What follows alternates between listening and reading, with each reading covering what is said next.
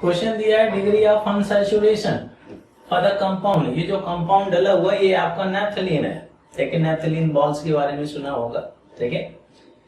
तो इसका स्ट्रक्चर कुछ हम ऐसे भी लिख सकते हैं, दो बेंजीन रिंग फ्यूज्ड फॉर्म में डली हुई हैं। तो यहाँ पे अगर आप देखें एक साइक्लिक रिंग ये हो गया, दूसरा साइक्लिक रिंग यहाँ पे हो गया और इसमें कॉन्जुगेशन हम शो कर देते हैं, ये कुछ ऐसे कॉन्जुगेशन हो गया, ठीक है। तो ये दोनों बेंजीन रिंग चली गई, ठीक है।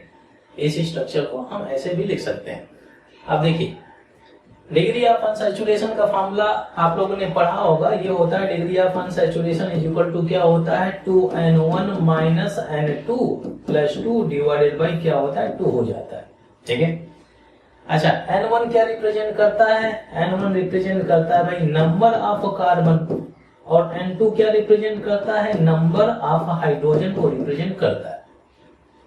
तो इसका हम मॉलिक्यूलर फॉर्मूला निकाल लेते हैं, मतलब कितने कार्बन है कितने हाइड्रोजन है, ठीक है। देखते हैं तो यहां पे अगर आप देखें 1 carbon second third fourth fifth sixth 7 8 9 10 carbon हो गया भाई, 10 कार्बन डाले। अब हाइड्रोजन कैलकुलेट करते हैं।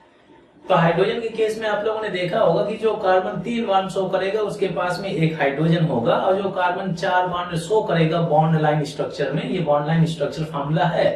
तो 4 बॉन्ड जो कार्बन शो करेगा उसके पास में एक भी हाइड्रोजन नहीं होगा। तो ये कार्बन और ये कार्बन ये कार्बन ये कार्बन ये चारों कार्बन है, कितने बॉन्ड शो कर रहे हैं 3 बॉन्ड शो कर रहे हैं, 1 और ये डबल बॉन्ड 3 बॉन्ड। तो मतलब ये है कि इन सभी कार्बन के पास में एक एक हाइड्रोजन चिपका हुआ है, ठीक है।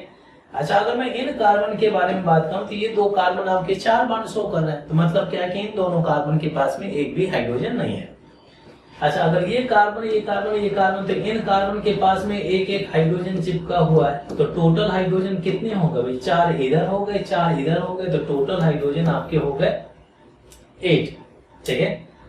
अब N1 N2 का वैल्यू निकाल लेते हैं। इस हाइड्रोकार्बन में 10 कार्बन डाले हैं तो N1 का वैल्यू कितना हो गया 10 और N2 का वैल्यू कितना हो गया 8 हाइड्रोजन है तो 8 हो जाता है। अब चलिए डिग्री ऑफ अनसैचुरेशन का फॉर्मूला लगाते हैं। तो डिग्री ऑफ अनसैचुरेशन क्या हो गया भाई 2n1, n1 का वैल्यू कितना मिला 10 माइनस n2 का वैल्यू कितना है 8 और फिर इसके बाद में प्लस 2 है डिवाइडेड बाई 2। सिंप्लीफाई करेंगे 10 2 जा 20 हो गया माइनस 8 प्लस 2 और डिवाइडेड बाई 2 हो गया। आगे बढ़ते हैं, ये हो गया आपका 20 प्लस 2 22 हो जाना चाहिए माइनस 8 डिवाइडेड बाई 2 और 22 से अगर 8 सब्ट्रैक्ट करेंगे तो कितना मिलना चाहिए 14 डिवाइडेड बाई 2 कैंसिल करेंगे 7 मिलेगा। तो लीजिए डिग्री ऑफ अनसैचुरेशन मिल गया हमें कितना 7 मिल गया। तो ऑप्शन कौन सा सही होना चाहिए भाई बताएंगे, बी ऑप्शन होना चाहिए।